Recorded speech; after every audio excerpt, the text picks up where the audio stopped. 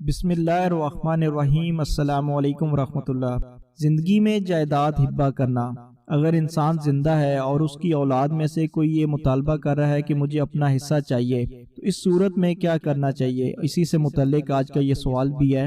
والد زندہ ہے اور بیٹی جائیداد میں سے اپنا حصہ مانگ رہی ہے، کیا اس کو اس کا حصہ دینا چاہیے؟ تو اس کا جواب ہے، زندگی میں بیٹی اپنے والد سے جائیداد میں سے حصہ نہیں مانگ سکتی، البتہ اگر والد خود اپنی زندگی میں ہبہ کرنا چاہیں تو کر سکتے ہیں، اور جو جائیداد دینا چاہتے ہیں وہ مکمل قبضہ کے ساتھ ان کی مالکیت میں دے دیں، تو اس صورت میں وہ بیٹی اس جائیداد کی مالک بن جائیں گی۔